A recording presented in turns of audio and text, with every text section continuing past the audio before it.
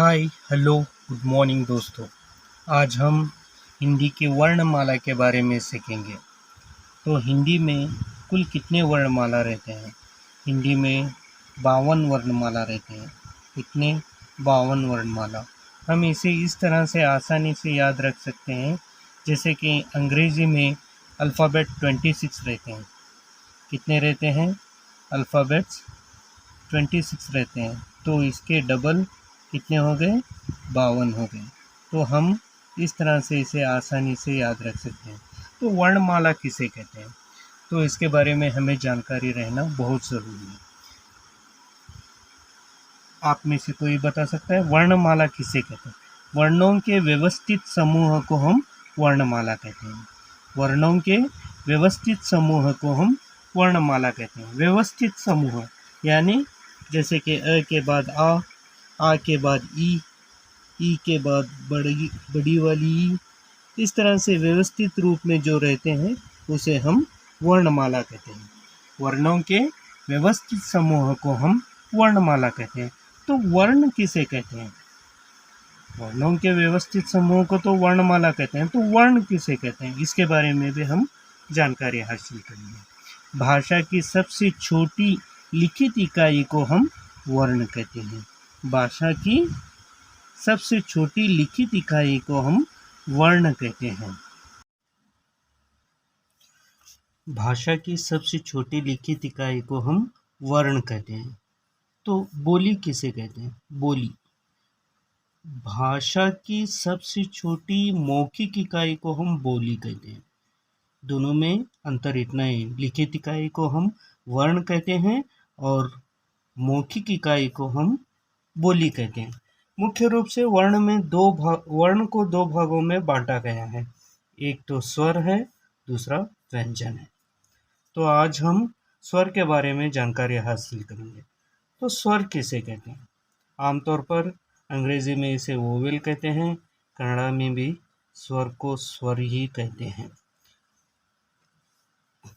तो विद्यार्थियों, स्वर किसे कहते हैं? जिन वर्णों का उच्चारण स्वतंत्र रूप से होता है उसे हम स्वर कहते हैं। जिन वर्णों का उच्चारण स्वतंत्र रूप से होता है उसे हम स्वर कहते हैं। बिना किसी की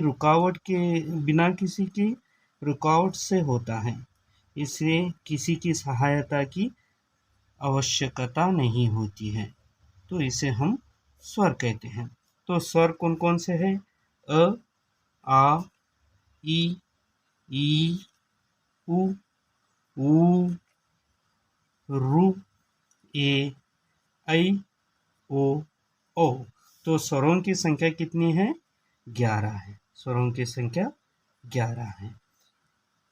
अगर उच्चारण के आधार पर स्वरों की संख्या 10 मानी जाती है, क्योंकि ये सभी स्वर स्वतंत्र है, इन्हें किसी की सहायता की आवश्यकता नहीं। बट इसे हम जब पढ़ते हैं रू को, अगर हम इसको अलग से देखेंगे, या तो हम इसको री पढ़ते हैं या तो हम इसको रू पढ़ते हैं, तो यहाँ पर सहायता का आवश्यकता दिखाई पड़ रहा है। इसीलिए उच्चारण के आधार पर स्वरों की संख्या 10 मानी जाती है, लेकिन कुल स्वरों की संख्या 11 मानी जाती है। लिखित आधार पर कुल स्वरों की संख्या 13 मानी जाती है। 11 तो पहले से है और 2 जो हैं वो अम और आहा है। इसीलिए लिखित आधार पर कुल स्वरों की संख्या 13 मानी जाती है। अम को हम अनुस्वार कहते हैं, आहा को विसर्ग कहते हैं। अम को हम अनुस्वार कहते हैं और आहा को विसर्ग कहते हैं, और इन दोनों को मिलाकर अयोगवाह ध्वनि कहते हैं। तो ये स्वरों के बारे में जानकारी है। तो विद्यार्थियों, स्वर के बारे में आप कहाँ से प्रारंभ करेंगे? जिन वर्णों का उच्चारण स्वतंत्र रूप से होता है उसे हम स्वर कहते हैं। स्वर की कुल संख्या 11 है और उच्चारण के आधार पर हम स्वरों की संख्या 10 कहते हैं। लिखित आधार पर टोटल स्वरों की संख्या 13 है। 11 तो पहले से है। अम को हम अनुस्वार, आहा को विसर्ग कहते हैं। इन दोनों को मिलाकर स्वरों की संख्या को हम 13 मानेंगे। तो स्वर के भेद कितने हैं? स्वर में दो भेद हैं, एक ह्रस्व स्वर, दूसरा दीर्घ स्वर। स्वरों के भेद कितने हैं? स्वरों के भेद दो हैं। प्रथम ह्रस्व स्वर है, दूसरा दीर्घ स्वर है। तो विद्यार्थियों, ह्रस्व स्वर किसे कहते हैं? ह्रस्व स्वर किसे कहते हैं? जिन स्वरों को उच्चारण करने में कम से कम समय लगता है उसे हम ह्रस्व स्वर कहते हैं। जैसे कि अ, ई, उ, रू। इन स्वरों को बोलने में हमें क्या लगता है? कम से कम समय लगता है, अधिक समय नहीं लगता है। बहुत कम समय में हम इसका उच्चारण करते हैं, इसीलिए इसे ह्रस्व स्वर कहते हैं। और इन स्वरों को मूल स्वर भी कहते हैं। आप लोगों को इसे याद रखना है। ह्रस्व स्वर को हम मूल स्वर भी कहते हैं। जिन स्वरों को उच्चारण करने में कम से कम समय लगता है उसे ह्रस्व स्वर कहते हैं। वो स्वर कौन कौन से हैं? अ, ई, उ, रू। और इन स्वरों को हम मूल स्वर भी कहते हैं। और दूसरा है दीर्घ स्वर। जिन स्वरों को उच्चारण करने में अधिक समय लगता है, यानी कि 2 गुना, जिस तरह से ह्रस्व स्वर को उच्चारण करते हैं उसके 2 गुना समय लगता है, उसे हम दीर्घ स्वर कहते हैं। जिन स्वरों को उच्चारण करने में अधिक समय लगता हो उसे हम दीर्घ स्वर कहते हैं। वो कौन कौन से हैं?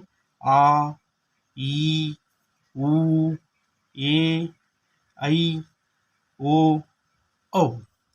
इन स्वरों को उच्चारण करने में हमें ह्रस्व स्वर से अधिक समय लगता है, तो इनको हम क्या कहते हैं? दीर्घ स्वर कहते हैं।